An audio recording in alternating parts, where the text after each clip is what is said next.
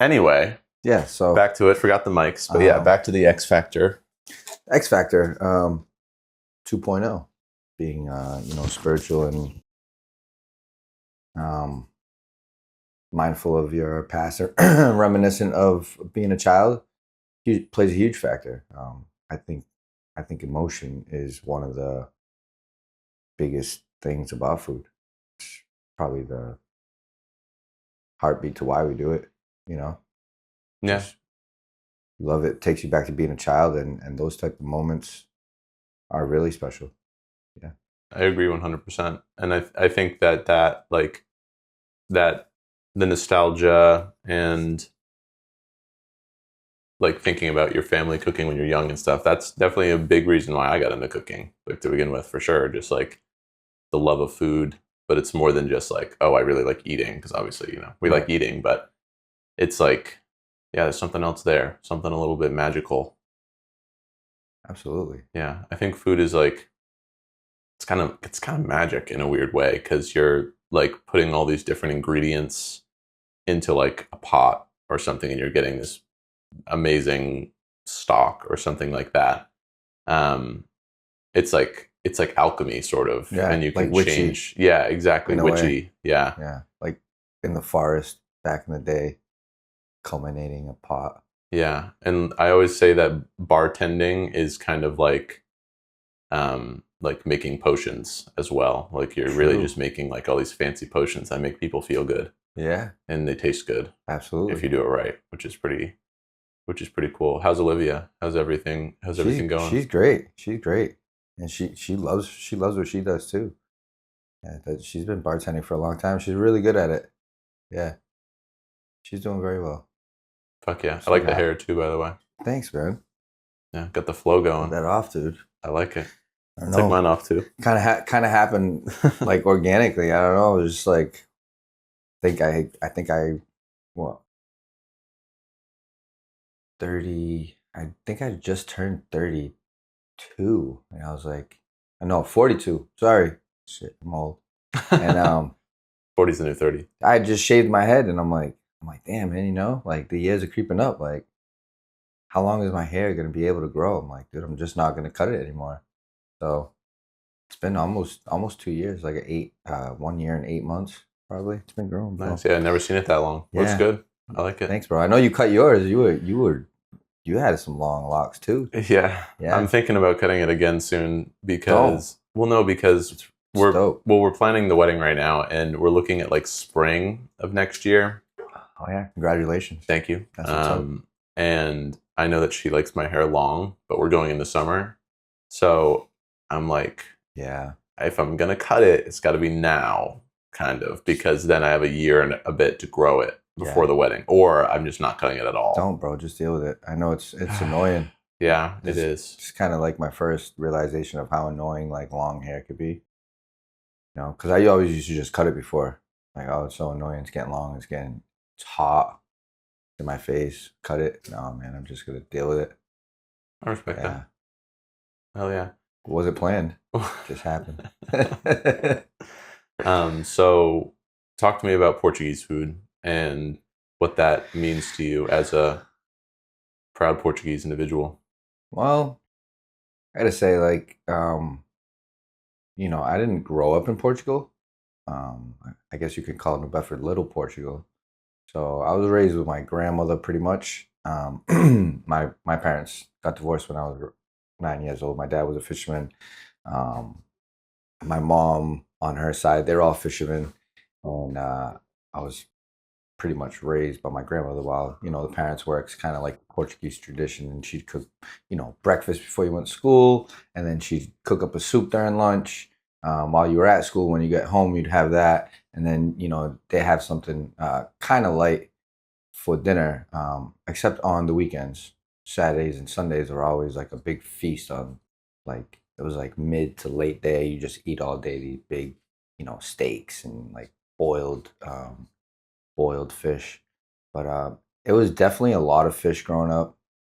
Um, I'd say probably the biggest thing about Portuguese cuisine is like the spice that they use.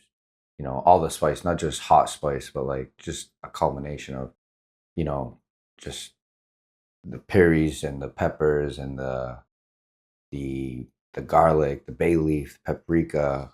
They use a lot of wine and kind of enhancing and fortifying their marinades and stuff like that. You always have like a fresh salad, and you always have a starch, usually potatoes or rice. Um, but it's hearty food, man, and it's why you see a lot of times not too many skinny Portuguese people walking around. That's funny. A lot of bread. Yeah, a lot of carb mixed Yeah, in there. yeah. They're a little bit of a gluttonous bunch. We love our bread, we love our butter, our cheese. Um, you know, And the bread too. The high Portuguese bread is cholesterol, delicious. a lot of shrimp, fish. We eat out of the ocean. I mean, the farms too. I guess it just really depends where you're from. The people in the mountains, they eating a lot of goat. Doing a lot of braising. Down south more, they're grilling more. Fresh seafood and vegetables. Another thing, I always had like a big garden, to eat out of, which is crazy because now you don't go by people's houses and see gardens and No, much more you know few and far between. yeah, it's almost like a lost art. Mm-hmm. It's kind of scary. 2019 during COVID or 20, whatever it was, um, had me thinking, I'm like, man, I got to start my own garden because all the shortages in the stores and Mm-hmm. government control on what you can eat and how you can eat and if it's in the store or not. I'll just grow my own. Yeah, that was scary. I remember that. I Oh, yeah. remember there was like a couple days there where I was like, is this going to be like the purge for a moment? Like, are we going to not have food Right. for a little bit? Right. Luckily, here we are. But yeah, that was freaky. That's kind of why I got my bow and started getting more into archery, is to work. I mean, obviously you have to practice quite a bit before you go hunting, I think. But just having the option of like going to harvest meat, not from the store, if it was ever not an option, Yeah. like that kind of is comforting a little bit. Just because of that, like when we had those food shortages and COVID, and honestly, the scariest one was a toilet paper one because it was, we were like, dude, we're not going to be able to wipe our asses. This is freaky. I mean, I think we could have dealt with that, but Yeah. but What a weird time. I hear you though. Yeah, that was definitely a weird time. And a terrible time for restaurants too. So many great restaurants closed during that time in COVID, especially like in LA. Like they had a lot of regulations, I remember, with COVID, and it was like a ton of restaurants just closed. And it's like if you weren't doing takeout, like you just didn't. Even restaurants like 11 Madison Park in New York, like they were. I had a friend who was working there at the time, and they did like a food truck, and they were like just handing out food to people, like doing takeout, and like that's how people would keep their employees employed. Otherwise, it was like you're just kind of going under. I mean, unless you're a big company that can kind of tank it. But Right. yeah, kind of a shift in the industry a little bit there. Yeah, I mean, I was out of work for about a year during that time. I was working at the Bay Club in Mattapoisett. It was a private golf club, but they did stay open. They're private members, so um, I just wasn't a salary employee. So all the salary employees, chefs would go in there and handle business. So I had the pleasure of working Friday and Saturday nights only for a short time, and then eventually they cut that off. But it honestly gave me a lot of time to cook at home, and that's when I started. I started my Wild D starter at that point, and really got into making a lot more bread, like kind of researching bread and doing a lot of those type of things. Growing vegetables and stuff like that. So it was kind of cool. Probably wouldn't have done that otherwise. If that didn't happen. Yeah, I mean, silver it was lining a kind of little like, bit. yeah, exactly. Kind of like double-edged sword at that time for me during COVID. But yeah, crazy time it was. That you mentioned you had the flour, water, salt, yeast. Yeah, another one I really haven't gone through front to back, but definitely looked through and just kind of looked at some key points. Oh yeah, It's a great book. that's my favorite one for bread. Yeah. Because I like the way it's structured. It's like the first like third of that book is like fundamentals. It's like, hey, this is why you're folding it. This is Right. what hydration does. This Yeah, is yeah. like the hand motions and all that stuff. Yeah, and the baker's math is incredible. Yeah, incredible. Yeah, and you then can't go wrong. the recipes are just dialed in, and it tells you like there's a whole troubleshooting part too. Like I've pretty much only baked from that book, and it's just been great. But it's Yeah. incredible how like those recipes are dialed in, but you can still fuck them up if you overproof. Oh yeah. And it's like the learning curve of bread is so interesting and kind of steep because sometimes you're like, what did I do wrong? Like I was following this exactly, but then it's comes out like hard and you have to like think about like I've gone back to the beginning of that book and read it multiple times just because I'm like, what did I do wrong? Like just to think about like why this loaf didn't come out Right. the way I want it to. But yeah, bread making. That honestly just happened to me. So I'm typically off Wednesdays and Thursdays. So Tuesday on my last shift, I made a batch of dough for Wednesday before I left. Cold fermented it, overnight. Next day they're going to take it out, weigh it to 2,000 gram batches, sheet pan it, let it rise, cook it off. I get a text from one of the chefs saying, "Picture of my bread. What happened to the bread? It's been out since 7 o'clock. It's not rising." I'm like, I don't know. Did everything I always do. Bread's always amazing. I said, cook one off, see what happens. Cooked it off. Sure enough, brick. Son of a bitch. So, like you said, I didn't do anything different. What happened though? Yeah, it's probably... Thinking back, maybe I didn't bloom the yeast. I put it in really cold water because I know it was going to cold ferment overnight. I didn't want it to kind of blob out of the pan. Oh, true. Yeah, it's cold water. Yeah, so slow it down, but maybe not even warm enough to wake it up. Yeah, interesting. So I was like, shit, I wonder how it turned out. But then you can also overdo it too. You can, if it's too, I think that's usually what I do wrong because I'll use this as a little proofing box because if you take a little, like a cup of water and fill it halfway up and then you microwave it for 2 minutes and then you put it in, it holds it in there. It's really well insulated microwave. So right. It's kind of like a little makeshift proofing box. So I've done that a couple times, but then, yeah, I saw it somewhere on the internet. But it accelerates the yeast so much that you can still get the same result. It's like underproof bread and overproof bread, I feel like are very similar. Like they just don't rise and then they're bricks. But it's always hard to tell because there's no way of telling like how active your yeast is or how active your starter is until it fails or falls apart. And like the room temperature matters, the like the humidity matters. Like it's fun and very complicated. Like it's been a fun learning curve for sure. I didn't know you were making bread. That's cool. Yeah, I love making bread. Are you making bread at Candela's? Yeah, nice. Yeah. We've kind of worked on a recipe. All of us, Chef Xavier, started working on the recipe and was creating really nice bread. And then our biga died, which I guess in a sense wasn't an actual biga. But he was out sick for like a week and he was the one taking care of it. So kind of got a task that was, left out of somebody particular's hands. And like I said, he had been working on it. So he was taking care of it. It ended up, the bread wasn't coming out right. We tried to figure out why. We said, it's got to be the biga. So we just started over, adjusted the recipe. And now we're making a biga, which is you're going to take some of your dough and save it for the next day and just keep adding it in. And every day you just use that dough and keep replacing pieces of it. And it's been really successful. Got some pretty good bread over there. I really enjoyed the bread when I was just there. Awesome. I'm glad I went there on a whim. Like Sion and Meredith were going, and then they just like randomly invited me. I'm glad I got to go.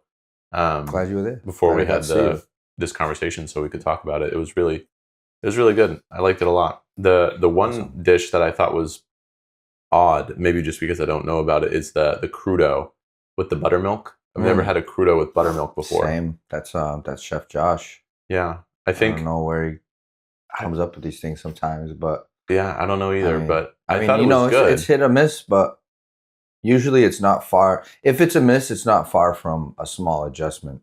Yeah, I think You know, my only thing with that dish was I felt like the fish, like the crudo itself, had a lot of salt, but then the buttermilk itself was like totally unseasoned. flat, right?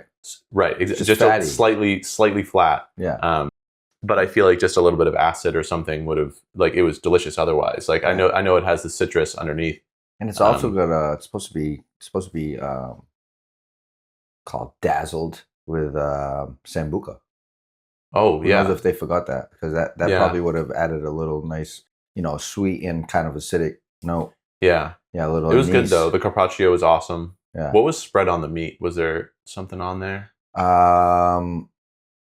So you've got olive oil, um, really really nice balsamico vinegar, almost like a glaze, but Yeah, not just aged to the point where it's a glaze. Fried caper, salt, yeah. I think it's the pecorino, balsamic. or parmesan rather. Yeah, Yeah, micro arugula. delicious. Yeah, That was really good. awesome. And the shrimp con limon was just, Yeah, that was that's a really good dish. That's ridiculous. a really good dish. None of us ordered it, but you sent it out like a split one for three, Yeah, and it was just so good. All of us were like, God damn it, we should have ordered that. Like it's so good. yeah, And that pasta that's a great was dish. delicious, that shape. Very simple. That's a Yeah. ricotta cavatelli. Pretty Yeah. simple. I They thought it was like mini gnocchi at first. I forgot cavatelli even existed, but they're right. very similar. Yeah. So when we were R&D in that dish, it was actually supposed to be a gnocchi, and someone had brought up the point of, well, could we make them all exactly the same? And I was like, well, I mean, I guess you could. Very hard. It's going to be, I mean, to make them all exactly the same when you're hand making shapes is a little difficult, and that's almost the beauty of a handmade pasta. It's everyone is different as much as it is close to each other, like similar. They're all different. So, he said, wouldn't it be sick if they were all exactly the same? I said, okay, well, I got a cavatelli machine. I can just make ricotta cavatelli and introduce that as maybe an alternative to the gnocchi for that dish, and they loved it. They're like, wow, this is really good. And the recipe is really simple. It's a really simple dough to make. Anybody can make it. Anybody can make it. Nice. I'm Yeah, not. it I'm not was, gonna give it out, but yeah, I'll secrets. tell you. Secrets. I'll tell you Word. like Yeah, later. afterwards. Yeah. No, but yeah, that dish was very good. I thought the linguine and clams was a little, the chili flakes on it was very interesting. Um, but I kind of liked it. It gave it a nice heat. It Yeah. was good. It's It was also a white little, miso in that dish. yeah, it was a little different than your traditional linguine and clams, just Yeah. like white wine, garlic, parsley sauce. And I kind of liked that. It was a little different. It was refreshing. What else did we have? The what'd you call it? That's a mezzo. Yeah, the intermezzo. That was Yeah. necessary because you guys sent us so much food. I was like ready to tap out, and then sent us some shaved ice, some limoncello with a little cherry on it, and that just like woke me up. Like we were like salivating. We were Yeah. like ready for entree. Like that was like so perfect, well timed. Like that Dope. was the best. Dope. That was the best part. It's funny. Before you got that, I was downstairs making that dough. That didn't rise. Oh Yeah. really? Yeah. So I had told them, I said, hey, I got some friends here. They're gonna order some apps. When they do, said when they go out, let me know. I'll come up. I want to do something special for them. So yeah, that's what it was. And the reason we had that shaved ice is we make our own limoncello. The bartenders make their own limoncello. So they've been peeling lemons for a month and a half almost. And so we have all these lemons that are just peeled in the cooler, and it's like everybody's saying, "What are we gonna do with them?" Well, I'm home one night and I'm like, "Dude, like Italian ice, bro. What the hell?" Yeah. So the next day I went in with a mission and made some Italian ice, and just been something we've been eating on, kind of giving away as little little treats here and there to Yeah. certain people. It'd be nice if everybody can get it, but it's not for everybody. Something Yeah. special. Hopefully, it can be for everybody. It was a nice treat. I think it's Yeah. good to save it for people who will appreciate it. Because if Right. you do it for everybody, then like some people won't get it. Yeah, They'll be and it like, gets "Why the lost. fuck am I getting ice cream halfway through my meal?" Yeah. But I totally got it and was very happy about it. It was very good. How do you make limoncello? What's that process like? I've only watched them do it, but from what I have like noted mentally was they shave the peels. I think they use a grain alcohol and then they purge it and then sous vide it. With the peels in it? Put the peels in Oh, it and then interesting. sous vide it for however long it is. I don't know. And basically that's it. That's sweet. Yeah. Yeah, Yep. I So like limoncello. That was really cool.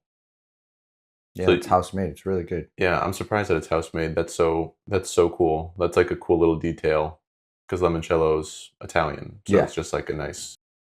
It's a lot That's of work sweet. though. They're making it Yeah, like every day. I'm like, dude, why don't you guys just make like one huge batch? yeah, because it's not gonna go bad. It's They just I alcohol. don't know why or what. Maybe it's the the measurements like or just the small batches. You know, some places just want to do small batches. Or maybe it has. Does it have to sit at all, or is it ready to go when you're? I don't know. Yeah, because if it has to sit, I could see why they would make little bits over time because then it has to sit. So it's like you use the batch from last week, and then it's like Yeah, no, I don't it think catches so. up. But yeah, I don't I know. I think don't they're pretty much understand. just staying up day by day on it. You know, Mm, but it's really good. They do a really good job with it, and it's the first time I've ever worked at a place that they're actually making like limoncello. Pretty cool. yeah, that's sweet. Yeah, So I know you've worked at Italian places before.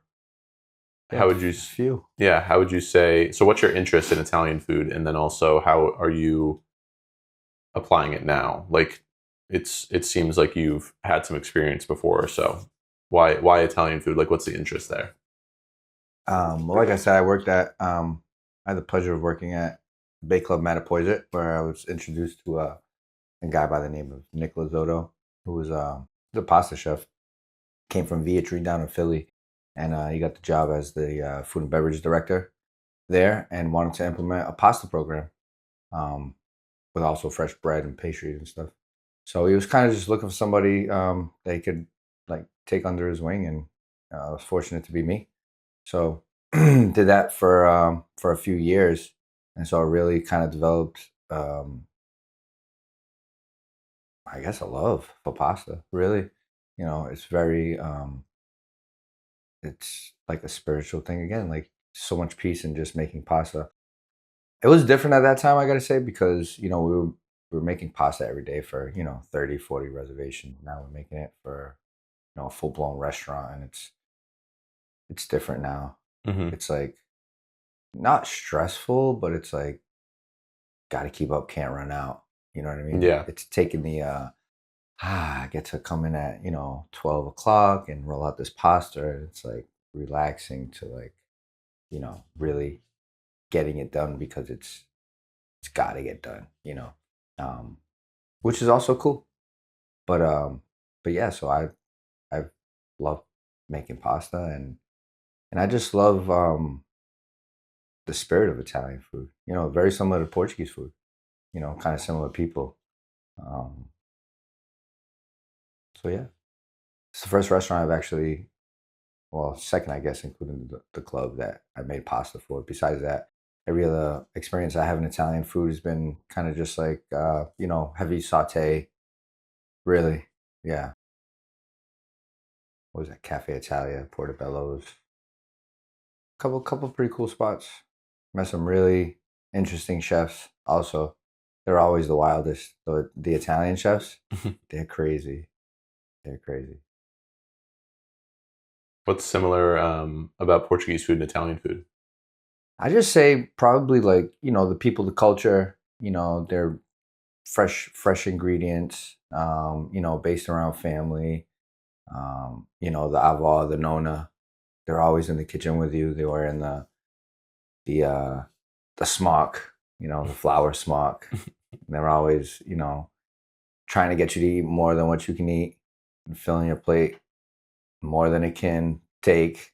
It's just it's based around family and fresh food and like kind of feeding the soul like you know I guess it's like that in every culture, but I find it personally in Portuguese and Italian cuisine to be a little far-fetched, like pushed on you. Like they really want you to eat and like grow Yeah. like to a big boy. Yeah. They're trying to take care of you. Like Yeah. it's like hospitality is like built into the culture. Yeah, absolutely. And I mean, a lot. Let's be real. A lot of times, they're big families. You got six to eight kids. Or you got the grandmother. She's got 6, 8 kids. They've got a couple kids each. So next thing you know, you're having dinner. It's like your family is there. It's 15 people. Lasagnas. Spaghetti. Risotto. Fries. Fried fish, boiled fish, grilled steak. It's a big celebration every time. I think that's really the biggest similarity between the two. Nice. Yeah. I love Portuguese food. It's been really cool moving here. So I grew up in Framingham, and all my friends growing up were Brazilian Portuguese.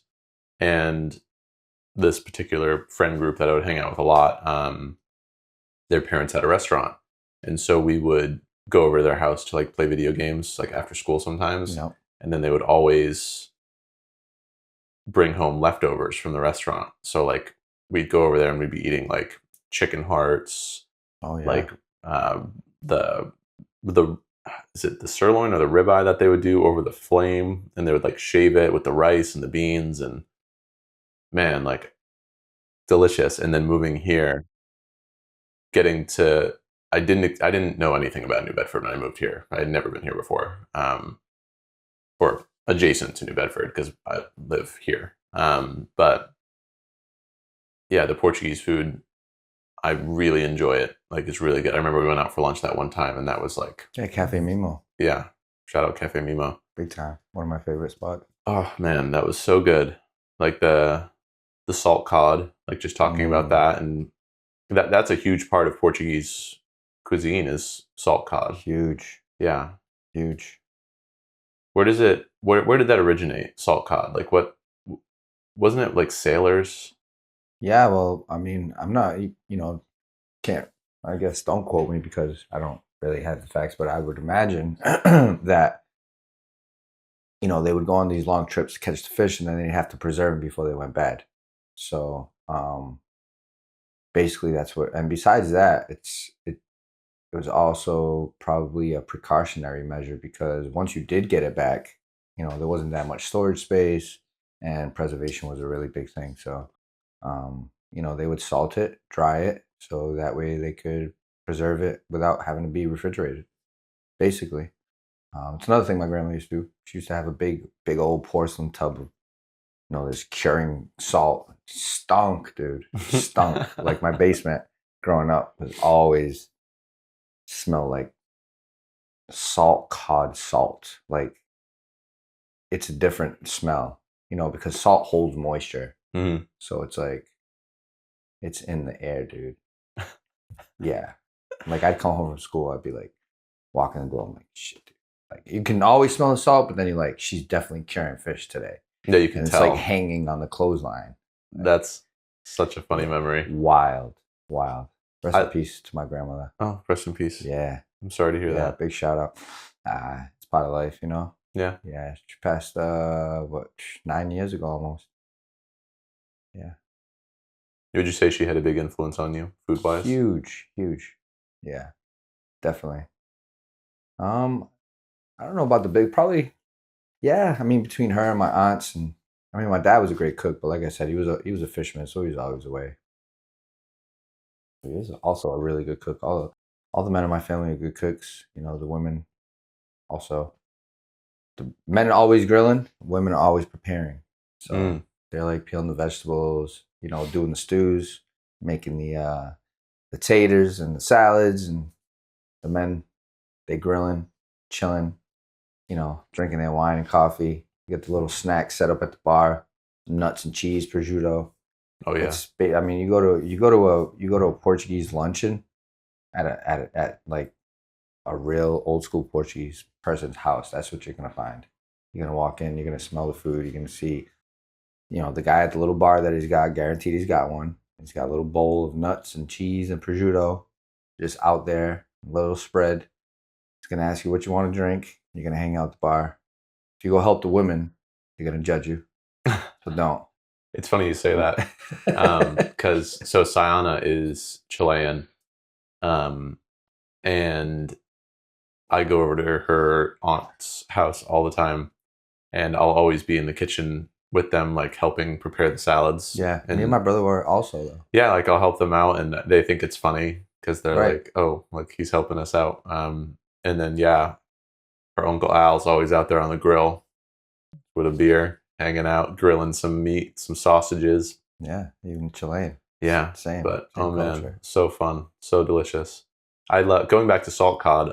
I'm very interested in preserving food in all different manners. That's why I did my externship at a Scandinavian restaurant, because I was interested in just like something about that, something about taking food and using something else to preserve it, and it changes the flavor, but you can use it in different ways. Like that's very interesting to me, very attractive to me. That's why salt cod really like caught my eye, because I was it's like curing, but to the max. Yeah. Like absolutely to the max. Because nowadays people will cure fish, but usually it's in the form of like quick cures. Like maybe 20 minutes, 15 minutes with salt and brown sugar on it or something, and then you wash it off, and like that's it. But that's the same as salt cod. Salt cod, you just like encase it until it's like fully dehydrated, basically, Yeah. and then you rehydrate it out of necessity. Back in the day when they were on the boats, Mm. but like that, I think that's so cool that like concept, curing meat, like that's been around for thousands of years. Like, it's how people used to survive. But even now today, in nice restaurants, like they use that same technique. Like that's mind blowing to me. Yeah. And like pickling, fermenting, like so cool. It's absolutely like the most interesting part of cooking to me. It's just like using preserved food in modern day cooking. Yeah, I agree. I think those type of things also happen, even though they're so like, old school and kind of like, in a way, like elementary. As complicated as they are, they're elementary. They're such old techniques. Yeah. But you find those things at almost the highest level of cookery. Now, 100%. yeah, it's funny, like you say, it's so basic. Not everybody's doing it in basic restaurants. You find these things in places where, they're really getting down to the nitty gritty of the chemistry, and in places that are trying to do something really special. It is interesting. Yeah. The first time I saw that quick cure was at that Scandinavian restaurant that I worked at, and they were doing it with fluke, and they were serving it raw, but they would just quick cure, wash it off, and it really just gives it a little extra flavor. It's like they're using curing as seasoning, Right. which is interesting because it's normally just preserving Right. the food.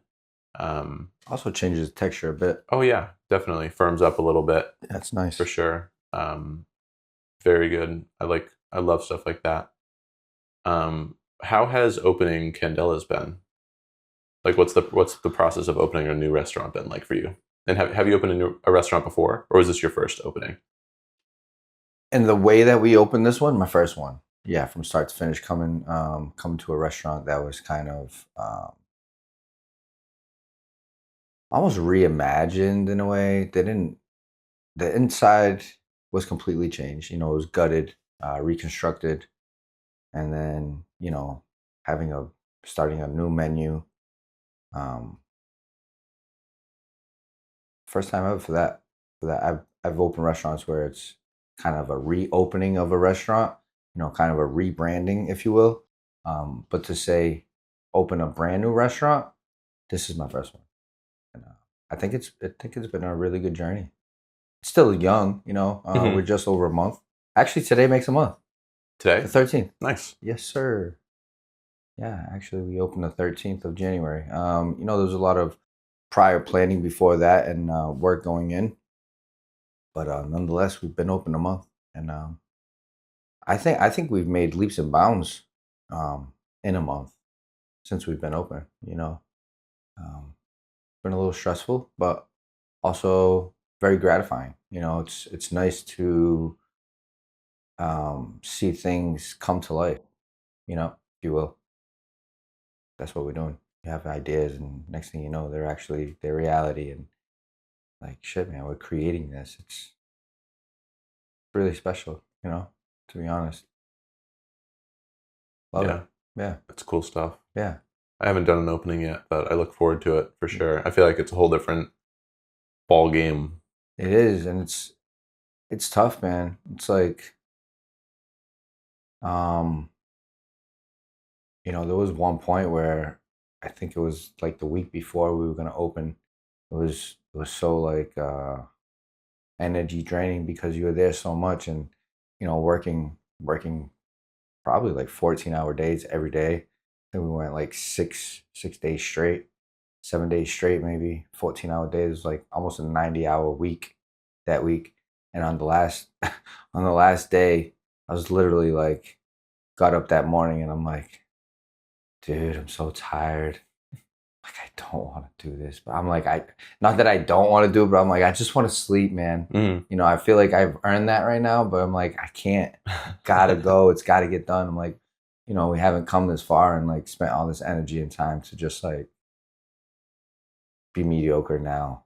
Fuck. Like, but it's gotta get done. Isn't that sad when you're like, dude, I've earned sleep right now. Yeah. But you still have to go. Like when you have one of those long weeks where it's like day 5 of your week and you're already like 50 plus hours in and you're like, dude, like I have already worked more than I'm supposed to this week. But now here it is, time to pay the piper. Yeah. That was always my struggle at Sail Off. That last Monday is like the last day of my work week. So it was my Friday. Right. But it was also a day where I was solo for the pretty most of the year that I was there. Like the last month I had Isaiah there as well. But that like, and it's like when you're solo, it's like, okay, now it's like I'm there at 8:30, 9 o'clock, and I'm not leaving till like 10:30 ish, which isn't horrible. Like I've had longer days, but at the end of that week, when you got a nice fat 12-hour, 13-hour day, that's a rough one. Yeah. But then you sleep so good. That's one thing I do love about this job in the career. I feel like before I was doing this, I was like such an insomniac. Like I still struggle with it now because I'm not working as much as I am used to. But like just my mind is just going at night. Like I can't turn it off. And it's just like I'm always like thinking and like, oh, what about this? What if I do this? True. And like, but when I work really, really hard, like long days, none of that. Like I'm able to just go home, shower, and be like, I want to go to bed right now. Yeah. And then just drift off. That's the best. Yeah, my sleep schedule is fucked right now, but that's okay. We'll bring it around. It'll get better for sure. Yeah. What do you got going on, like other than work right now? Like how's life been? What you been up to in your free time? Honestly, I'm kind of a homebody. I like to be home. But on the same token, I usually always go have lunch on my days off. Go downtown, me and Olivia, and just find a little spot. Usually it's like New Beige or something. Have a day drink. They got some pretty good drinks down there. I just went there for the first time. Shout out Rigo and New Beige. Joe Rigo's actually the next episode. Is he really? Yeah, a week from today he'll be on. Sick. Oh, that's gonna be great. Yeah. He was so funny. I told him about it and he was like, don't worry, I'm a celebrity chef. Oh, I'll post it. I guarantee you 500,000 views. And I was like, all right. I think he said 50,000, but we'll see. We'll see what happens. He's a character, man. Yeah, I love him. Yeah, me too. I feel lucky to have met him and so many people at the Whale. Like I was only there for a year, but I met so many great people. Met you, Randy, Joe, Carlos, rest in peace. But yeah, like just so many people. That's another thing I wanted to ask about. I've asked a couple people, but what are some like invisible scars that this industry has left on you? Invisible scars, honestly, there really isn't many, man. I gotta be honest with you. Because I think early in my career, I was very I'm gonna say selfish in a way for myself. I was selfish in this industry. I never really like was working crazy hours when I was young. you know. Um, so I always knew mental health was like a big thing, about being in this industry. I seen it all around me. Alcoholism, drug abuse. That really was never a big issue for me. Thank God. I was very fortunate to have a lot of like good people in my corner and really good friends around me. So, I never fell into that. Also, a lot of good mentors in this industry, you know. So, yeah, I was fortunate to always kind of be ahead of the curve in that manner. But visible scars, burns, Plenty of those. those will never leave. Yeah. Um, I guess a few relationships I've messed up in this industry. It's tough. It's tough when you're working with the same people all the time, and you got a significant other. She's at home, and you're young, and you know, pretty waitresses and bartenders are always around. So, you know, I guess that was probably one of the hardest struggles being a young cook. Those days are over now, but shout out Olivia Shout out Olivia. again. Yeah, Olivia's great. Yeah, she's dope. I remember when we were out drinking after Carlos passed, and she was there, and then the bartender was kind of acting a little crazy. He wasn't really reading the room, that we were all like really sad. And Yeah, I remember she was like, "Can you not tell that they're upset right now?" And she like went off on him a little bit, and I was like, "Thank you." Like I was yeah, like, "Thank you, Olivia. That was so pimp. Like that was so badass." yeah. She's got my back. She's got the back of the cause. She's for the cause. I love that about her. She's a writer. But yeah, he wasn't. I think he was. He was definitely not reading the room that day. He's apologized for it. I was pretty upset at that too. Yeah. 'Cause he's a He really seems good like a friend of good dude. mine. Yeah, he seems like a Yeah, good dude. I think yeah, he was yeah. just a little, Yeah, I don't know what was wrong with him that day, but he was definitely not with it. Um, yeah. But what nationality are you? I'm like half French Canadian on my dad's side, and then on my mom's side, it's like a European English. mutt. Yeah, just all over the All the place. white. Got some Irish in. Yeah, all the white. I'm All the about as white. white as it gets. But I got a lot. I got some Irish in me for sure. On my mom's side, but yeah, I think like East European mostly on my mom's Yeah. side, and then be like pure French Canadian on my dad's side. Like his parents were both like 100% French Canadian. Grew up with them speaking French. Like my dad and his uncle, or my uncle, would always be speaking French as well. One of my biggest regrets actually is not picking up French. I know. Sad, sad. Yeah, I'm monolingual, and I don't think I'll ever learn another language. It's so hard. It's so hard for me because I have multiple learning disabilities that made school very difficult for me. But learning and made language in particular very difficult for me. Like I took Spanish for 8 or 9 years. Wow. And I absorbed a good amount of it. I hear Sayana talking with her family and stuff, and I can understand most of it, but I'm nowhere close to being able to speak it. But yeah, language has just been very difficult, and I think now that I'm older, like I don't think I'll. Yeah. I'd love to learn another language, but I mean, small steps, but yeah, it definitely is difficult. It definitely is difficult if you don't have like a base, and I mean, it would be great if you knew French, but that's yeah, still kind of would still be tough. I don't think French is Latin based. Not Probably not I as don't much know. as like Spanish or Yeah, Spanish. Portuguese or something like that. Like I was fortunate, even though I can't speak Spanish, I can kind of understand it and kind of still communicate with people. Kind of speaking Portuguese, I call it. It's It's like, Portuguese. yeah, Portuguese with like a Spanish kind of twang. But it gets the job done.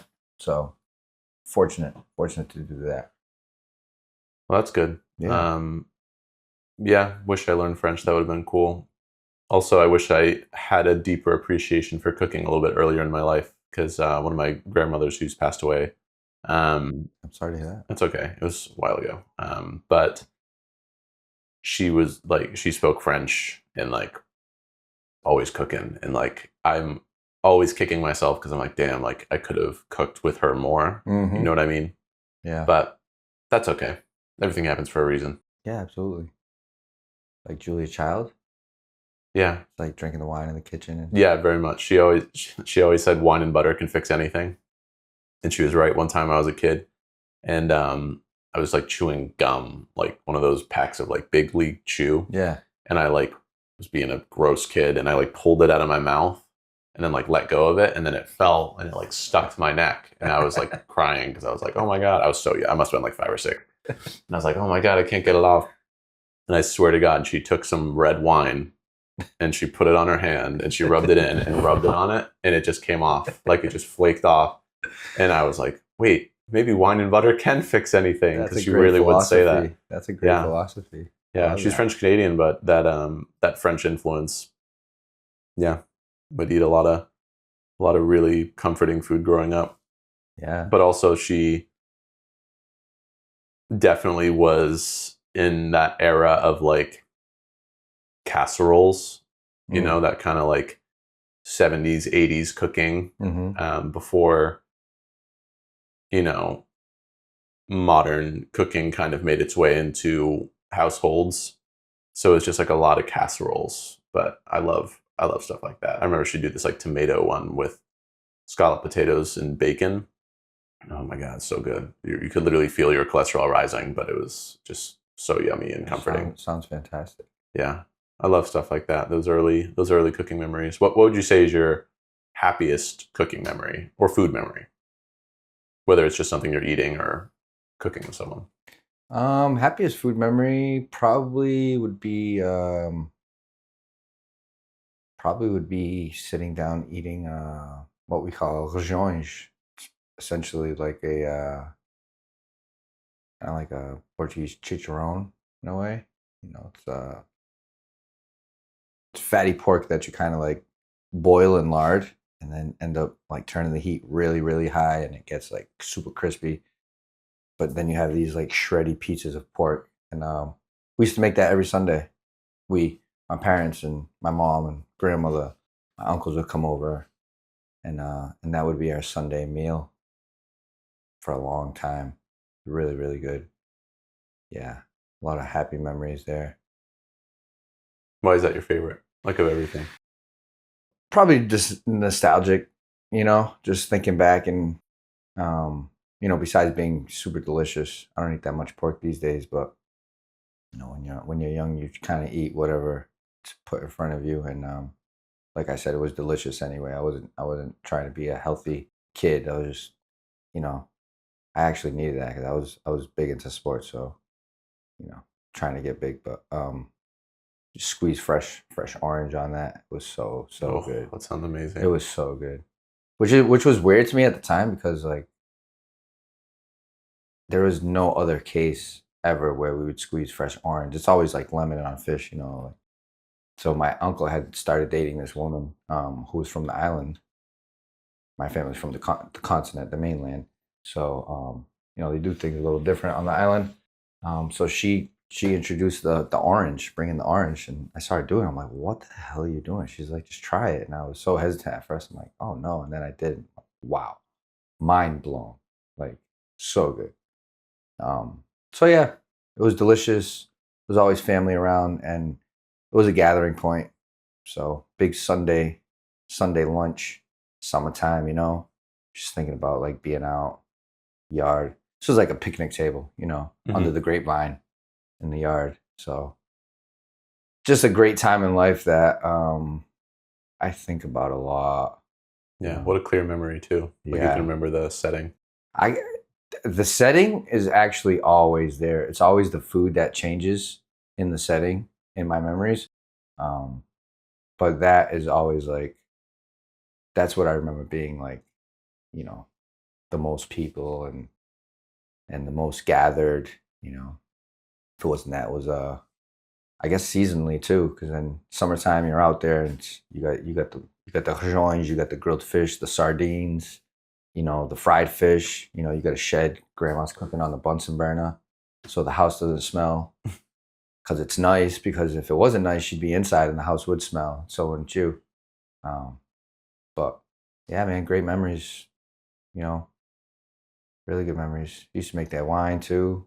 Oh, cool. Yeah, man, with the grapes from the grapevine. They'd also have to outsource, you know, other grapes, but they use all of what they had and then outsource what they could. And I had a wine cellar down there. Grandfather used to make barrels and barrels of wine. Good times, man. That's so Good cool. times. So I'd lucky love to to. learn how to make some wine. Yeah, I never got to do it, and I really can only remember him like turning the top of the barrel. I don't have too many memories of my grandfather. He passed when I was really young, so that was unfortunate. But uh, from what I can remember, hell of a dude. Like making wine. Yeah, like making wine, fisherman, hard, hard, hard guy, short, always mad. But hey, man, what are you gonna say? Created a great life for the family. I mean, he Hmm. wasn't there, and we still were able to thrive. So Yeah, did what he had to do. shout out to Zach. Killed it. Hell yeah. You mentioned you played some sports. What sports did you play? Football, basketball, and baseball. What were your favorite? What was your favorite? By far, basketball. Basketball. I'd say basketball, football, and baseball in that order. Yeah, played basketball for such a long time. I didn't know you were a baller. Oh, dude, huge ball. I literally would play basketball like, dude, every day, like 13 hours a day. It's When I was grinding. when I was young. Yeah, from the age of like 8 to 20 something, dude. There was like 10 of my friends, and we've all been friends for the past 30 something years. So we all grew up playing ball together, whether it was football, basketball, or baseball. We all played together. We used to always have like this neighborhood league team. It was Mhm. actually a neighborhood team, and we'd encourage like other neighborhoods to get their team, you know, and we'd all play friendly games. Times it would end up not being so friendly, you know, but great times, great times. That was always baseball. Oh, well, it was baseball and football for that. We never really had so the basketball competition always happened like in like youth groups. Like we had like a basketball league, like an actual league, church league. So we all played on like a team like that per se. But baseball and football was totally like neighborhood made, and no rules, no referees type thing, and just get out there and like try to crush the other team. And like we were a bunch of like skinny white Portuguese kids like playing football against like these kids on like South First or Root Street, which are like very diverse, Mhm. way bigger than us, more angrier than us. They were harsh kids, but we always beat them. We were just like we were smart. We were smart and like athletic, so they'd always be in a battle amongst themselves, Mm. and then we'd capitalize. They'd always be yelling at each other. Accountability. You suck. You missed the block. There you go. Once you start arguing, it's over, dude. Facts. Yeah, you gotta pick your team up. Hmm. That's how Yeah, that's how you make it, man. just like in a kitchen. Yeah, exactly. 100%. How would you say? So you played a lot of sports Yeah. for a long time. Would you say that you gained a mentality by playing sports that you brought into the kitchen? Yeah, absolutely. Yeah, just the mentality of sports plays into kitchen's huge. I mean, you got teamwork, you got practice, you've got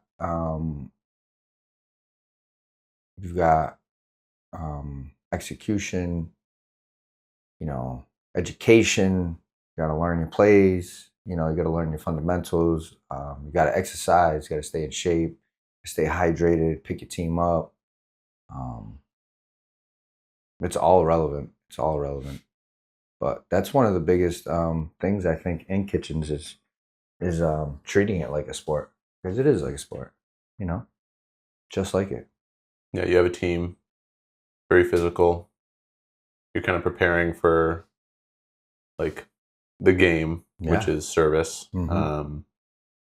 Yeah, there's a lot of similarities. I think sports are great for everybody, but I think especially if people want to work in kitchens, it's a good baseline because you learn that camaraderie and the teamwork, because that's in the kitchen as well. Like, you have a rough day or you guys get beat, like really difficult night of service, but your team's right there with you. Yep. And you come back tomorrow and do it again. Oh yeah. That's one thing I try to, tell the guys every day. Make sure you come in thinking about what happened yesterday and just trying not to make the same type of errors, mistake. I don't really like calling them mistakes. They're all learning opportunities, but you just try to avoid them the second time around. So, that's something I try to preach to the guys. It's a great mentality. Like, not even calling them mistakes, but just calling them learning opportunities. Because it's so true. It's like anytime if you're doing everything perfectly, you're literally never learning. Right. Like I feel like I've only ever grown in my career when I've made mistakes. And that's the only way to learn from them and try not to do it again. It's the only way to grow. It's nice. It's nice when, somebody can teach you and coach you through doing something the right way. And it becomes kind of a habit and okay, you've learned the right way, but along the line is going to be something that missed somewhere, and don't get mad at yourself about it. Just take it in and say, why did that happen? That never happens, but it did happen. So let's think about why, and then it's kind of like the muscle memory. Next time you notice that thing slipping close to what was happening the last time, you hold back. And it doesn't happen. It's kind of like you cut yourself a few times and then eventually you got the muscle memory where, you're cutting or you're using a knife and all of a sudden you feel your movements off and you're about to cut yourself. So you just stop and you're like, whoo, just a little nick. And you're like, just made it, because that could have been bad, right? We've all been there. Oh, yeah. Oh, yeah. I remember the first time I cut myself, not the first time I ever cut myself, but the first time I cut myself with a knife, like in a kitchen. I was cutting a shallot and I remember I was holding it like this and I was slicing it this. And I remember thinking in my head, I go, one day I'm going to cut myself doing this. And immediately after I had that thought, I slipped and just got myself right in the tip of my index finger. And it wasn't that bad. I've gotten cut a lot worse since then. But at the time I was like, that was dumb. And I literally was thinking, like, I'm going to cut myself. And I feel like if you're in that mentality where you're like, I'm going to cut myself or I'm going to drop this pan, like if you think about it like that, like you can manifest it. That's the reason it did happen. Because you thought about it. Exactly. A or B, it was your higher self telling you were about to cut yourself and you didn't perceive it that way. Yeah. You're just thinking about it where you should have been like, shit, hold up. Yeah. My brain was like, you're about to learn something. Yeah, exactly. Yeah. Right. But now I never hold shallots like that. It's like the biggest thing is just make mistakes, but take them as learning opportunities. I love that. Yeah. Yeah. Yeah, it's best thing you can do. Only thing you can do, really. Well, yeah, because if you're not, then what are you doing? Right. Like if you're in this industry for the long term and you're interested in cooking, it's like you can only make this same mistake so many times. Like even little things, like the little things are the big things. So it's like cutting chives is a good example. Like people will just obliterate chives, hack them every day. Yeah. Day in, day out. And I'm always like, don't you see that these don't look nice? And like you can make these better and you're here every day. Right. So why not make them better? Like you're literally here. Try little by little. Yeah. Like, little by little. They look better than yesterday. They look better than yesterday. Exactly. Right. And then when you really get good at it, it's like, oh, nice. I've developed this niche skill in cooking that I'm now really good at.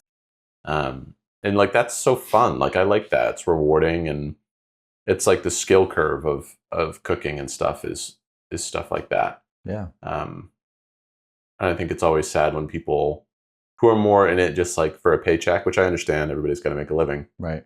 But you might as well do your best, you know, especially if you're doing it long term. Like if it's just a quick job and it's just like, oh, I'm only going to be here for a month or something and you're not really interested, fine, whatever. Yeah. But well, it's at the same token, don't act like it's not that if it is that. Right. Don't act like you're out here to be a Scoffier and you're hacking chives 24/7. Yeah. Like, bro, come on. I feel like there's a lot of people like that where they're 100%. they're in it. They're just in it for the money, but then they really hold themselves in a high regard. Yeah. Like they want to like reach, a lot of people think like they think of the image of like a chef who, I don't know, a chef who just, I don't know, like knows it all. Chef is like a guru, like like that's what we're all striving for. Mm-hmm. And there's some that you look at like one, and there's people like Marco Pierre for me, right? That's exactly. He's like literally a god, right?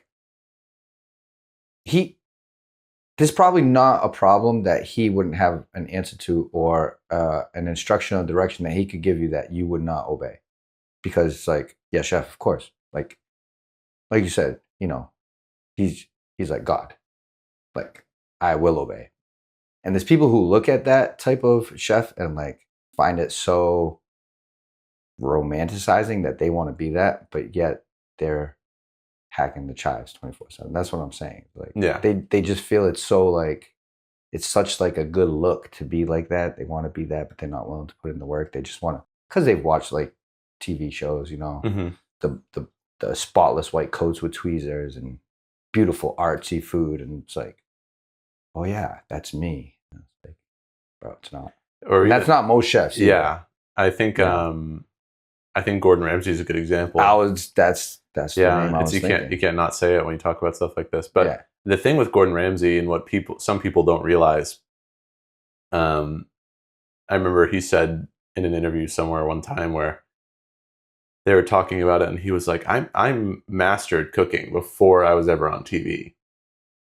And I always think about that because it's like, it's true. Like most people just want to be on TV. You get a lot of people who see people like Gordon or Jamie Oliver or all these YouTube people, and they want to be that, and they want to have that same respect that you give to a 3-star Michelin chef.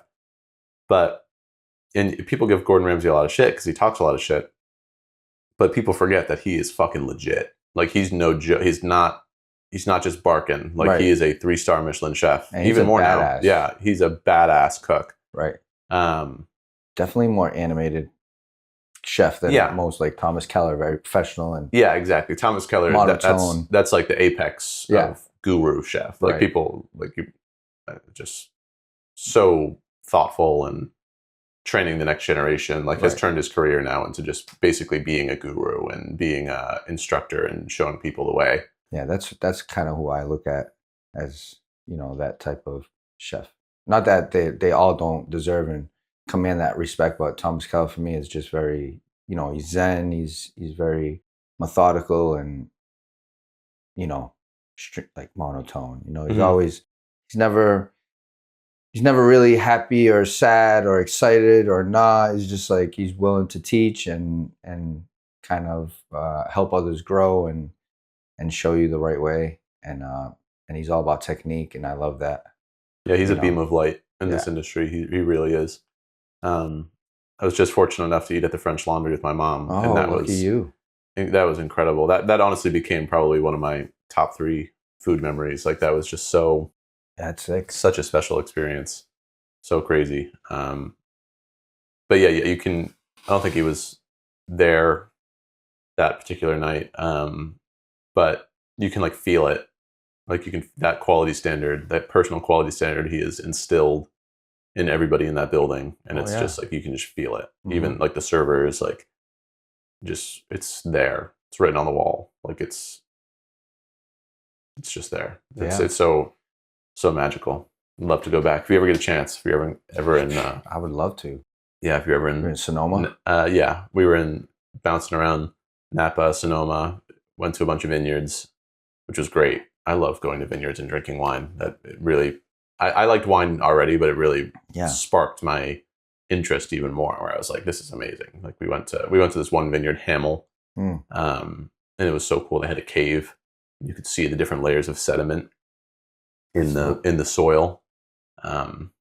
and then you'd walk 50 feet the other way, and there'd be another cutout where you could see the sediment. It was completely different. And so they're like, this is why we, grow grapes in different areas, because they're just like the soil makes such a difference, just like in farming, right? Just with food. But yeah, what a great experience. San Francisco's cool too. I've got to get out there. I would love to get out there. I actually used to work for a guy down here. He owned Cardozo Wine and Spirits, Richard Cardozo, and I'm not sure that he owns the vineyard, but he's now bottling his own wine called Titan. Titan. Shout out Richard Cardozo and Titan. He's out there in Sonoma, and he loves it, man. But I learned a lot. I learned a lot about wine working at Cardozo's. Was there for a couple of years. I include that in my hospitality education. So, yeah, maybe one day I'll go out there to visit him and say, hey, what are the chances you could pull some strings? We'll see. Yeah, you should, man. It's such a beautiful part of the country. He's got the hookup, so. You're literally we did like a bike ride where we were just biking to different vineyards. And it was such a good way to see the valley because there's just like rosemary everywhere. So you're just going and you can just smell rosemary like on the air. That's dope. Eucalyptus trees everywhere. I love that. Yeah, the eucalyptus trees were interesting. We were looking at these big ass trees and they look like they're from the bayou. And we're like, what are these trees doing here? Like, what even are these? And then we saw a placard and it like had all the information on it. But they were eucalyptus trees and they're an invasive species. And the reason I don't like them is because California has lots of fires, as we've just seen recently. Shout out LA. Yeah. But the eucalyptus trees have so much oil in them that they explode. Wow. They explode. They will catch fire, go up in flames like gasoline is on them, and then they will literally like burst. That's wild. And I thought that was like wild. Like, oh man, so scary. But they smell good when there's not a fire. Yeah. Yeah. And that reminds me of being down south in Georgia, Savannah. Love going down there. My brother lives down there in the area, and you just always smell like jasper in the air, and jasmine, and it's so good. It's so good. Spanish moss trees. Really nice area. I'd love to spend some time in the South. I've pretty much been in Massachusetts my whole life. And me and Sana talk about like where we would move one day. Go to Savannah, dude. Yeah. Seriously. Yeah, I've heard great things about Georgia. It's magical, dude. It really is. I can't explain it. It's just so peaceful being down there. Everyone's so nice. The environment, the setting is just makes you feel relaxed. Never stressed down there. Never. Like, I gotta go back down there and check on my brother. But really good excuse to use to go down there. And I love that I'm fortunate enough to be able to say, hey, I'm gonna go see my brother. Go down there. It's a little selfish, but that's okay. I do it to go see him and also for me too. Gotta get that clarity, you know. Yeah. Get some great space. restaurants. Great restaurants, some really good chefs down there doing their thing. Right? My brother loves to cook too, so every time we get together, it's always a nice time. You know, we're always cooking stuff up. My brother's another huge Thomas Keller fan. Yeah, he's actually a chef too. Like he's an analyst, but he deep down is a chef. He was studying cooking his whole life, and he went to the Marines to be a chef. But when they looked at him and said, "You're not going to be a chef, dude. You're like Rambo." Like, sorry, dude.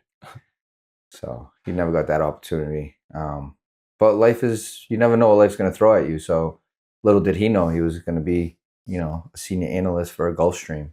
Mm-hmm. So he's a great guy. Shout out Jeff. Love you, kid. Oh yeah. But that's what's cool about cooking too, is even if you learn it and maybe you end up using it in your career really, but it's a life skill. Right. Like everybody should know how to cook. Yeah. Everybody should know how to make scrambled eggs really nice. And like even just the basics, like know how to cook pasta. Even better, know how to make pasta. Yeah. Because then it's like when you're cooking for yourself, you can really take it up a notch. And little things like that really do help home cooking get there. Like the difference between dried pasta and fresh pasta is night and day.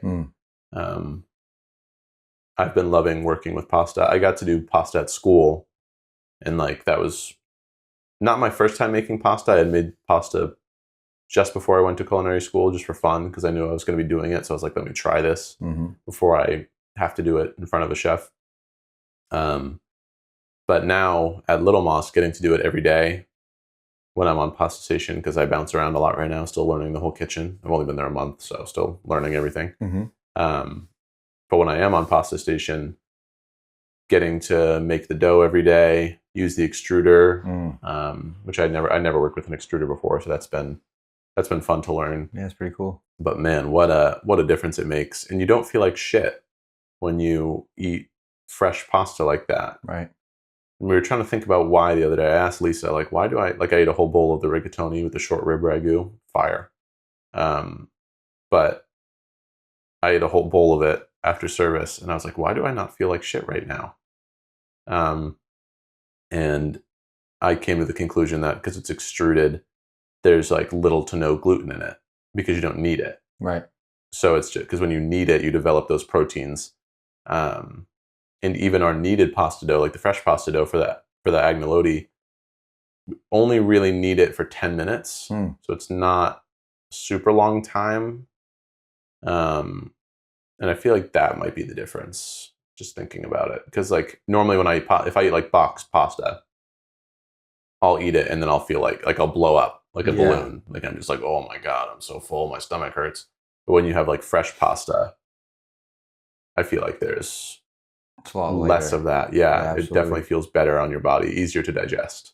I think the dried processed pasta that you buy in the stores has a lot of additives in it. You know what I mean? Just preservatives, and that's probably part of the reason also. Another thing about the fresh pasta is you can make it even more nutritious and healthy by finding a local source of wheat, milling your own flour, or having fresh milled flour from, a local source.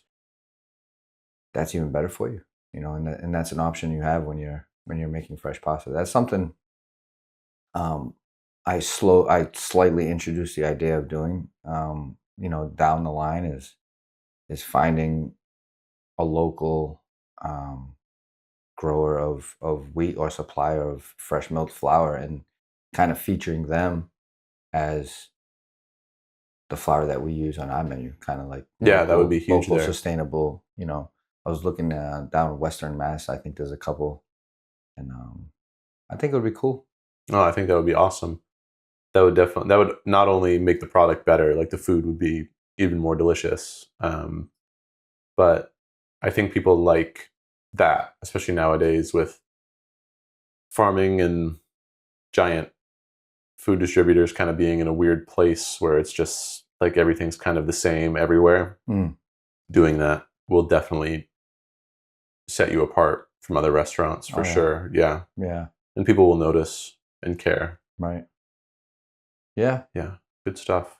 I would love to figure out who. I think Lisa was saying it was cornmeal. It wasn't wheat, but we just got some cornmeal for polenta that was like freshly ground somewhere, like a mill.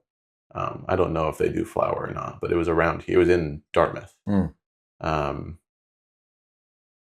But what a difference. Like I posted a video of the polenta being plated, and someone in the comments was like, man, polenta's not that good, bro. And I was like, yeah, but this one was, because it was really good corn. Like, and I after I said that, I was like, I'm not discussing this further because you're not gonna understand. We can't talk. Yeah, exactly. But I love that.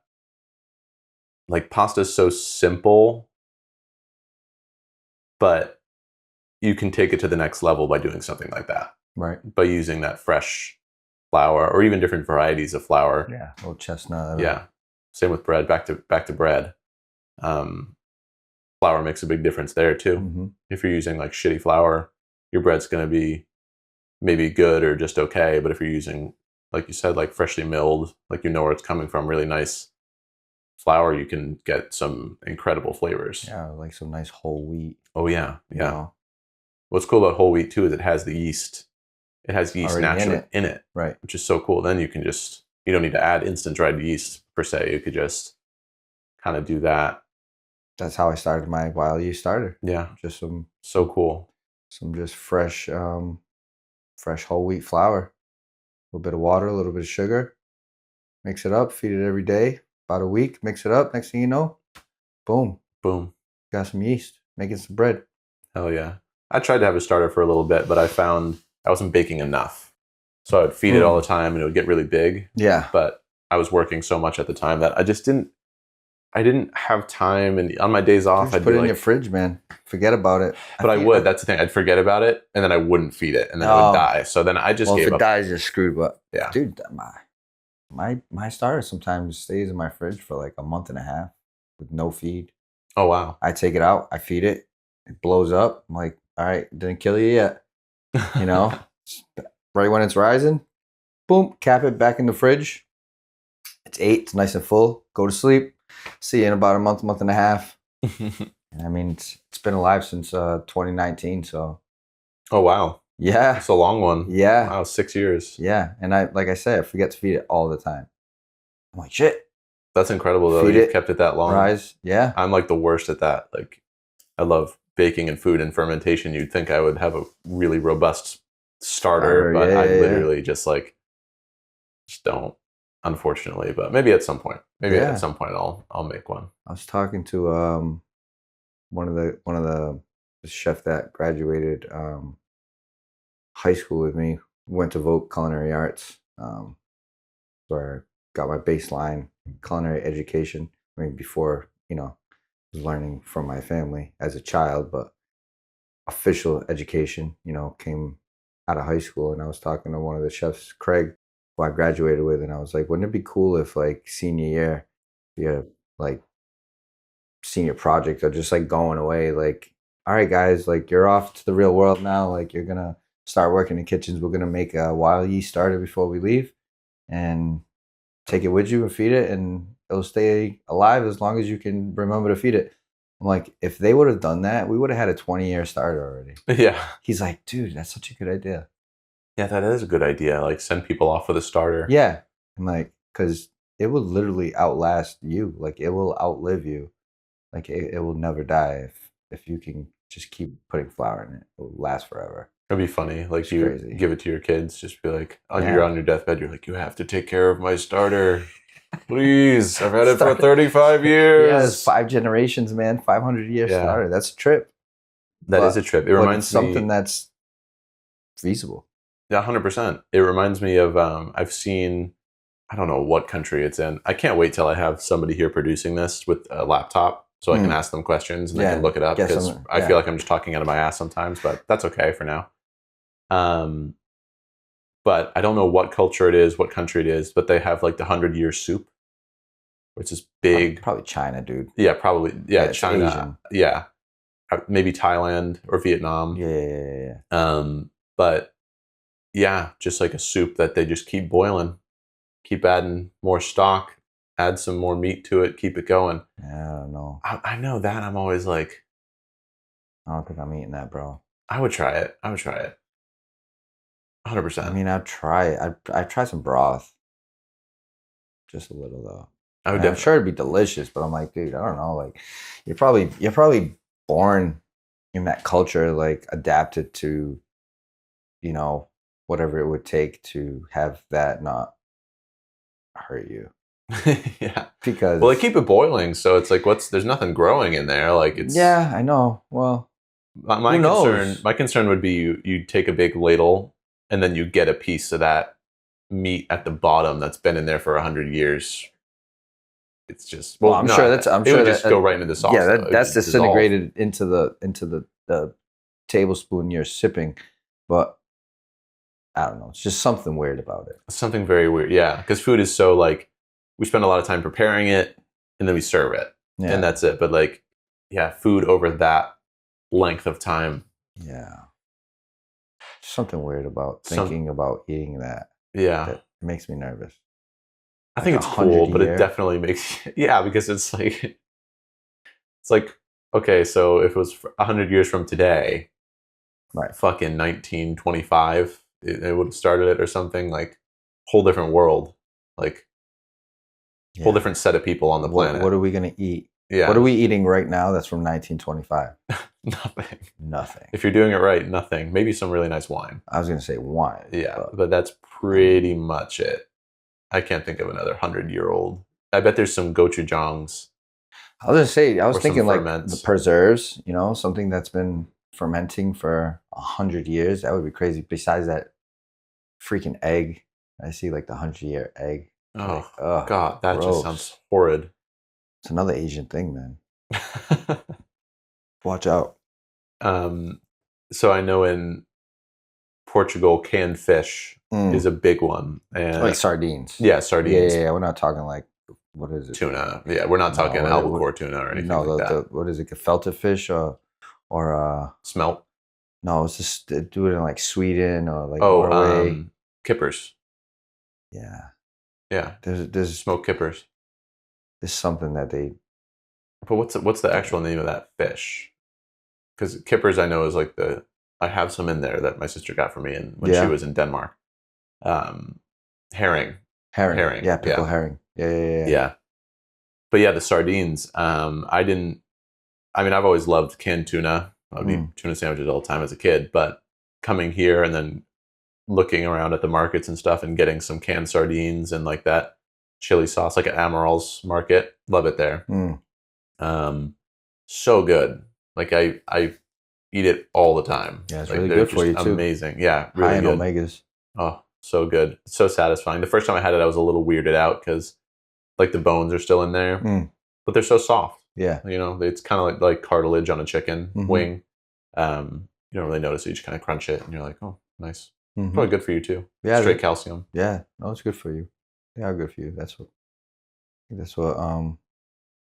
gives us our resilience. Portuguese culture, eating that type of stuff, the fish heads, the skin, the bones. Mm. Yeah, man, Man, fish heads are so good. wicked good. Underrated part of a fish, for sure. There's a lot more meat on there than people think. Yeah, those cheeks. Oh yeah, the cheeks, Oh the collar, the cheeks, and then like the nape, like right behind the head, yeah, like just delicious. I haven't worked my way up to eyeballs yet. I know people eat the eyes. it's A one of lot those of collagen things. in there, really, Yeah, really good for you. But my grandmother. yeah, I haven't quite worked my way up to that. Yeah, maybe one day I'll try it, but that's one that really wigs me out. That's something you want to really kind of uh, tap your taste buds with. Kind of like eat an eye and like, yeah, I taste, gelatin. Yeah, No, I taste everything this fish has ever seen. yeah, no, that's like all right, I'm gonna try an eyeball. Put it in there, swallow it, drink water. All right, good. I didn't taste it. It's in there. Do what you got to do. Nourish me, please. Yeah, I don't know. It's just gross because you look at like the Yeah. lens and no, I don't. I don't Yeah. know. It just wigs me the fuck out. I'll try everything once. I'm a big. I love trying new food. It's the most exciting thing for me. Yeah. But definitely gonna need some time on that one. Maybe a little bit later in life. I'm excited about work today. Getting some tile fish in. I've never gotten to break them down, but Nice. very excited. I'm very interested in fish and seafood, and that's kind of why I like all the Portuguese food around here Yeah. and the influences because seafood is such a big part. Um, and I love because, like I said earlier, I'm as white as it can get. So when I was in culinary school, all my friends, like Joshua, he's from Indonesia. It's very obvious what he wants to cook. I want to do Indonesian cooking. Right. My friend Aman is Indian. Like all these people like have so much culture in their life, and they're getting like the French basics so they can apply it to their own cuisine that they've been cooking for years. But I was there and I was definitely having a little identity crisis. I was like, what am I gonna do? Like what is my culture? And I thought for a while I didn't have culture and I was trying to figure out what I was gonna do. Um, but then I just realized one day, like, dude, I grew up in New England my whole life, and that means seafood to me. Yeah. Like so that's kind of when I decided that's what I wanted to focus on. And Lisa's great. I told her that basically, and she was like, and that I wanted to get better at breaking down fish because I haven't really had an opportunity in the past 2 years or 3 years to break down a lot of fish. And so she was like, cool, I'll just start getting a bunch of whole fish and you can just break them down. And I was like, nice. Very cool. Yeah. Have you met Lisa The last name? Lofberg? No. She's You know what? Maybe I have one time. She came to Friends and Family at Candela's just the other day. So I didn't meet her there, but I think I actually went into Little Moss a while ago to ask about working there. And I was still at the Bay Club, but looking for something else also in addition to. And she told me her cousin or something like that works at the Bay Club. She was one of the administrators, and I was like, oh, cool. But then I don't know if that deterred her from not calling me. She's like, oh, I don't want to like poach this guy out of there. But that's not why I was there. You know, I just really wanted to learn other things at that point. You know, so I probably did meet her, but can't remember her by name. But I did meet a woman from a Little Moss. She was really nice. Yeah, you should come and eat. I think it was her and her husband, right? Yeah, John. Yeah. Yeah, so definitely it was her. She told me at that time it was just them two. And the guy I was talking about earlier from Vogue, Craig, he used to show up there because he knew Lisa or knew somebody that worked there. But yeah, he was telling me, oh, go by there and apply. Yeah, you should come by sometime and She eat. seemed nice. Yeah. Yeah. We'll take care of you. I still haven't been. Do you need a reservation? Can you just show up? If you're going on like a Friday or a Saturday, maybe. But if you like Thursday, would I go there for dinner tonight?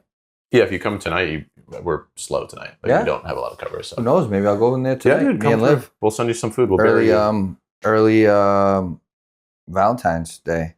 Yeah, it's a great restaurant for Valentine's Day. Yeah, maybe I'll take her there tonight. If I do, I'll text you for sure. Oh yeah, just shoot me a text. I'll be there. Every day. We dope. What time are you guys open till? 9? Yeah, 9. 9 is usually when we're done. Cool. And on the slower days, we're usually out of there at like 9:30, 10 o'clock. Nice. Not too bad. Yeah. But great area. Yeah, I like Paynerum. It's nice. Got the Farming Coast right there too. It's a great spot. Farming Coast is great. We give them, or not bread. Give them, we sell them bread. Yeah. But they have produce too. So sometimes, like, we ran out of shallots the other day. Just run across the street. Nice. Have a big bowl of shallots. Grab a couple of them. But it's so funny because we get all of our produce from farms. As much as we can. Like in winter, we're getting chives from Baldor and stuff like that because you can't grow chives around here right now. There's snow on the ground. But the difference in like shallot is so funny because our shallots are like literally the size of like garlic. Like they're teeny tiny little shallots from the farm. And then I go across the street to Farming Coast and there's these big fucking shallots. Like, just like, oh yeah, dude, that definitely came off a Cisco truck or something. Makes it so much easier. You have to cut less shallots. Right. But yeah, just such a big difference. It's funny how those genetically modified things are just so fat. Like every once in a while I'll see an onion and it's just like big fucking onion. And I'm like, 2-pound onion. Jesus Christ, dude. This is just like 90% water. But yeah, that's the world we live in right now. Unfortunately, yeah. There are those. I'm really excited to start talking to some farmers because the first, like, I was going to do 20, but I think the first 10 of these, this is episode 7, I'm just doing like friends, people I've worked with, people who I'm like comfortable with to kind of just get comfortable with the process. And then after that, I'm going to start reaching out to like oyster purveyors, farmers, food distributors, other chefs that I don't know necessarily that live elsewhere. That's dope.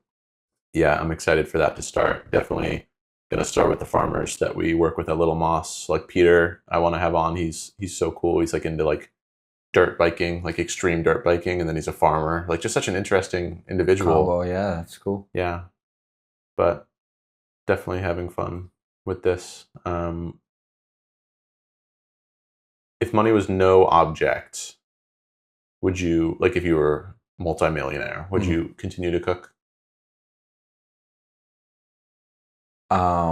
Like in a restaurant? Sure. Or would you if you had all the money in the world, would you just be like, I still want to open a restaurant, or would you still, yeah? Yeah, absolutely. 100%. Why do you think that is? Like you love it that much? Yeah, A, and then B, I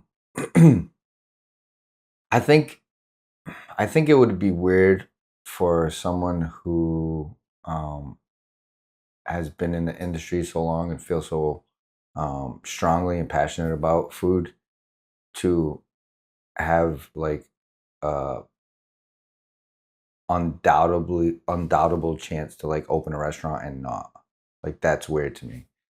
I know there's, especially like if you were rich, because one of the setbacks about it is, it's a tough industry to be in, because there's a lot of losses sometimes that you know are had, and sometimes you can just it's an endless money pit. It can be at times. So if you didn't have to worry about the money and you could just like create an idea that you want to bring into existence and you don't, I think that's weird. I think that would be weird for anybody to say like, no, if I was rich, I wouldn't. Yeah, Like, especially no when you way. spend so much time. Like, it doesn't have to be even like, I could have $100 million. Doesn't mean I would open up like a bougie restaurant, 30-foot ceilings and chandeliers, and charge $60 for caviar and potatoes. It's like, it wouldn't have to be that. And on the contrary, it would probably be something that would bring kind of high level quality food at a reasonable price. So, you could get one of those dishes that somebody might charge like $50 for because it was made by so and so, and just with techniques and aesthetics, you got to pay all this money because it was made by like a celebrity chef. Like, no, you can put that dish out for like 20 something bucks and have everybody try it. Yeah, You know what I mean? That's something I would love to do. Yeah, bring like high level quality food to kind of like the working class. Like, make it accessible. Yeah, to anybody who would be interested in trying it. I would love that. Something small. It wouldn't be big. Something small. I love that. Yeah. I think what you touched on a little bit there with like, you're spending more money just because you're eating a celebrity's food, I think is like the dumbest thing. Yeah, I don't get it. The example I always use is Salt Bae. That guy's Salt Bae. God, man, I hate nobody more in this industry than that Seriously, dude. bro. First, I mean, I'm sure maybe he's a nice dude, but maybe not. But he's just I've seen videos like the price point is like $1,600, $2,000. You can literally eat at the best restaurant in the world for that much. Like, and you should. But there, I don't think you're getting what you're paying for. No, you're chopping your steak, throwing it up, dude. Yeah, it's like a performance. Salt off the elbow. Dude, no. What you got on that elbow, dude? Yeah. Ew. And for $1,600, bro, that steak better suck your dick. Like, it better it better do something. Like, just don't hit me with the gold leaf, man. Oh, dude, yeah, the gold leaf on my steak, bro. Get out of here, dude. Stop. Or like the burgers, the gold burger. I'm like, dude, nothing about eating gold like turns me on. Like, I'm not into that. Like, I would much rather have caviar on a burger. That probably would smack. Yeah. But no, the gold leaf I think is the dumbest. Maybe on a dessert, a little bit, like just for color, like sure. Yeah, but, special occasion maybe, a New Year's thing, like, if that's the point. Yeah, if that's the vibe. Not like here's a porterhouse steak covered in gold. So I can, because I'm gonna charge you $200, I'm gonna put gold on it, and now you think it's fancy, so it's supposed to justify it. Like, yeah, get out of here with that shit. I'm not with it. I'm good with that. Yeah, certified Salt Bae hater. What's the other guy? The other guy, I think he just calls himself the chef. You see that guy on Instagram? Wears the tall hat with the 5-star jacket. Oh, the big guy. Yeah. What's his name? I follow him. Me too. Watch the chef. That's delicious. God, I wish I could think of his name, but I can't. God, he's so. Maybe I should have him on the pod. That would be a trip. Oh my God, you would get him. I would literally, because he would charge you. Oh yeah, he would charge you. But he's like, book me $1,000. I'm like, dude, if you get him, he does the cups. He does like. He'll do like strawberries and a cup. Yeah, exactly. Like, book me like $1,500. Yeah, exactly. Oh, the burgers. These Yeah. burgers, they're crushed. Like they are so torched. And he's like, I want to put caviar on these. That's gonna make them good and expensive. Like, who is this dude, bro? Yeah, he's funny. I saw him on Tom Segura, Tom Segura's podcast, like comedian, and he was talking about him and like That can't be real. Oh my god, he's so funny. Is he for real? It's got to be satire, but at the same time, he's so like. You saw him in Philly. Did you see the ones? He's in Philly at the cheesesteak place. He's got like a giant fur coat on over his chef jacket, and he's got the hat on. And he goes and he like takes a bite of this cheesesteak, and he's like, "This is garbage," and he just like walks away. I love that dude. Yeah, I really want to know if he's like, if he really is serious. If he thinks that's legit. I'll reach out to him, see if he'll come on the podcast. That would be a sure really fun episode. He'd respond to you, I'm sure. Yeah. I'm in a box of Cheerios. Is it worth $1,500 though that I'd have to pay to talk to him though? I don't know, bro. I might split that with you just to see it. Honestly, get everybody together. Yeah, like, dude. Yeah. Well, I'll throw in a couple bucks. Fancy Chef. That's his name. There you go. Fancy Chef. Fancy I'm glad Chef. I could remember that. Yeah. Yeah, that would be a. I'll reach out to him, see what's up. Dude. Yeah, There's this other guy I want to talk to too. I'm sure you've seen him on Instagram as well. Because that's the other thing too, is I can talk to people like other food content creators as well, not necessarily like chefs, but people that make videos. Like Binging with Babish would be cool. But this dude, I forget his name, so I apologize. But this dude, he fries everything, and he like baptizes it in the oil, and he's got this big, like cast iron flat thing, and Rondo, but it's cast iron. No, it's like it's almost like a Blackstone grill where it's flat and rectangular, but it's a fryolator, and he fills it with oil, and then he puts everything on this thing, and then he has a wheel, and he lowers it down, and he baptizes the chicken, or he baptizes the fish, or whatever he's cooking. It is. But yeah, he like cooked in a whole anaconda. I think he's in Florida. He fried a whole anaconda the other day, and I was like, oh my god. But yeah, I mean, his videos get like millions and millions of views to him just like frying stuff. And that's crazy. Oh man, I do love some fried chicken. I said I was gonna because that's going back to the Bay Club. I would fry everything, and Chef Nick would be like I started frying like gnocchis, like leftover pasta. Like I would just fry it and be like, it's like, dude, you literally just fry everything. I said, I can come out with a book, and the name is going to be, You Can Literally Fry Anything. And he's like, Chef, that's great. Like, that's a perfect name for a book. You can literally fry anything. Like, true. You could, and like chances are it's going to be fucking delicious. Yeah. I had I'm embarrassed to say, but I had fried Oreos the other day somewhere. I don't know where I was where they were serving fried Oreos. But God, fucking good. Damn, was that good? It's just like sex in your mouth. Like, yeah, I used to work at a place that did fried Oreos. Do like a vanilla, like almost like a bear batter, with like tons of cornstarch, so it's like crispy though. Oh man, yeah, it was good. Delicious. Bad for you, bro. Yeah, fucking 500 calories. That'll probably. Fill you up. That'll leave you on your ride home feeling like a million pounds, not $1 million. Yeah. For sure. I was delicious. So full after that meal at Candela's the other day. So full. Yeah. But like I hadn't really balled out like that and like eaten a bunch of food in a while. So that was definitely very satisfying. Yeah. It's nice. It's nice when you have like that type of experience at it, like a new place where everything just really looks so good. You know, I've been there a few times, and from the other side coming in as a guest, and I don't think I've had an entree. I literally just go and share a bunch of appetizers. Oh, me and Liv shared a steak one time. But it's one of those places you just want to go get a bunch of things and try them out, you know? Yeah. And it feels good to, when you're in the industry, when you finally get to go out for a night, yeah, you know, get to treat yourself. That's get it from the other side. The best, because you get to, you know, there's a little selfish part of me that's like, fuck yeah, dude. So like somebody else is making this for me right now. Oh yeah. Definitely something to that makes me happy. But let's wrap this up. I think Santa's about to come downstairs to go to work, so cool. Don't have to cut it off. But yeah, man. Well, it's been a pleasure. Been a pleasure. Thank you for having me, bro. Of course, we'll do this again. Yeah, we should in the near future. Yeah, cool, man. Wish you luck and with everything that you got going on and things to come. It's gonna be great. Yeah, just got to keep grinding. That's it, man. The only way it's going to fail is if I stop. That's so, it. 2025 is 2025 is gonna be a big year. Oh yeah. So yeah, man. Number 9, number of completion. So Yes, sir. Number 7. 20, 25, 225 is 9.